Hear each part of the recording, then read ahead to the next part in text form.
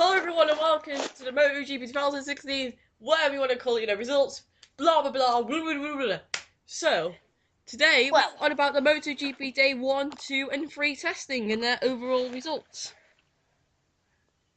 And I'm also a perky pigeon. we had the worst intro before we just properly started recording because Jack decided to say, "Hello and welcome to the 2006 MotoGP thing we're doing." And I said, "Oh, are we time travelling again, Jack? I think we must be." It didn't go well, Jack. No. Well, anyway, today we're on about the Sepang Tests and our opinions and what this could mean for the championship. So let's get on with it. So we don't really have day 1, 2, 3, 5,000. We only have the best result from the session they were in. Combined. Yeah, it's combined. So which is, in my opinion, I prefer time combined. Yeah, basically what this is, it isn't like you combine all your times in the best times in the session together. It's whatever the best time you set and what. So say, for example, Lorenzo, he won with a 1 minute 59.580, and it was in session 3 compared to Petrucci, who finished second in the Octo Pramac Yarnic Ducati. He set a time of 2 minutes 0.095, but that's in session 2, so you get what I mean. And there was only one proper time set on Monday, that was by Pirro. What we mean by session 1, so session 1 would be Monday the 1st of February, Tuesday session 2, the 2nd of February. This is recorded on the 5th of February and the 3rd of February on Wednesday, I should probably guess. So there's no like, oh, what date was this? You know it was Monday, Tuesday, Wednesday. Of that week. Yeah. So I've already covered first and second. It's third place, a very surprising Hector Barber on the Vinta Racing, setting a 2 minutes 387 in session 2. Just editing out Rossi. Rossi got a 2 minutes flat, if you'd like to call it, but it was a 5.56, 2.556 from Valentino. In the first, very disappointing. It's not that disappointing. He's not. At least he's the only one. At least he's not under the pace. You know, at least he's not a second off the pace. He's less than that. No. Only by 24 hundredths. But whatever, he's still not under a second. So in fifth place we have the little cheap boy, Marc Marquez, with a 2 minute 0.843 in session 2. Cal Crutchlow in 6th with a 2 minute 8.899. Sorry. So in 7th place we have Scott Redding. Surprisingly, you wouldn't think that after last season's horror story. He's also on the Pramac team, if you didn't know. He's at a 2 minute 1.049 in session 2.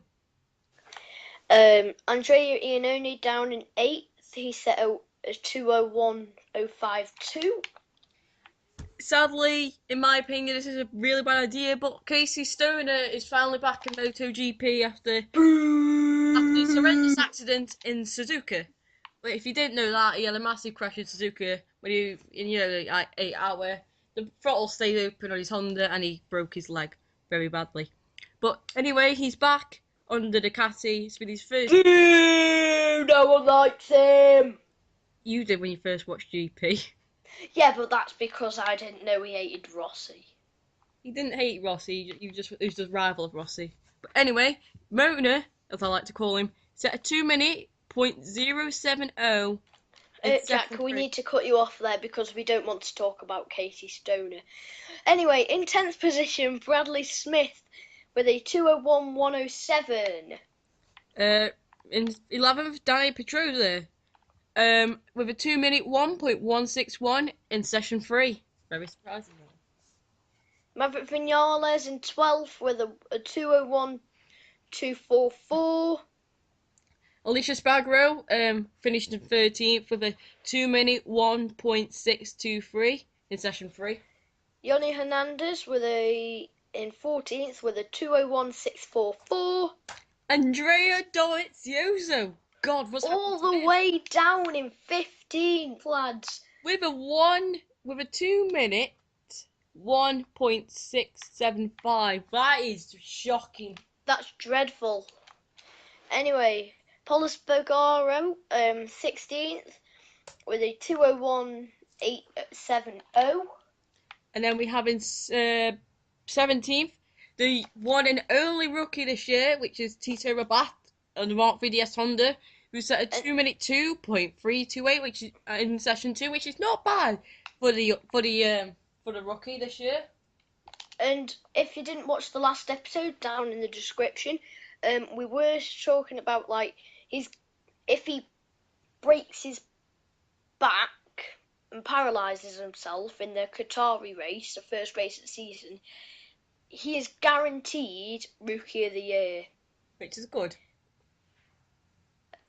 18th, Stefan Brodel, the German, set a 2:01.2.372. Loris Baz on the Amvinta Racing Ducati with a 2-minute 2.547 in session 3. Definitely not in session 2 after what happened. We'll go over that in a minute. Whatever its name is, Nakasuga, sorry if you're watching, 2:02.691 in 20th position. We have the new chucker himself, Alvaro Bautista, on the Aprilia Racing Team Cressini with a 2-minute 2.876. Michele Pirro, the Ducati test rider, sets a very disappointing 2:03.203. Coincidentally, 3.6 seconds off the pace. But after, well, he didn't do bad considering after he did break his arm a few months ago, not long ago. Was it Eugene Lavity with a 2-minute 3.519 in session 3? So at the minute with Harvey's thing with championship predictions, it looks like he's got it right in his favour. As Jorge Lorenzo dominated dominated all the sessions, bar one, which was session 2. Yeah. Which was won by Danilo Petrucci. Let's go over the tyres, because we've seen them now in action. And Tuesday, well, soft tyres. Mr. Loris Baz, 180 mile an hour. He's coming down the home straight at Sepang, and tyre splits, and it sends him off. We would like to show you pictures, but we can't because of copywriting. Yeah. We just don't want to talk about some stuff like that. And that was on a soft tyre, so it could be hard tyres all the way now. People don't want to use that just in case they split again. Well, they did use them in session 3 on the test day 3, and they did not split this time. That's how Lorenzo got a 1-minute 59. But it seems like that the Yamahas are a big favourite, but also the GP15 Ducati is looking very well. But the GP16 not doing as well, which is dead weird.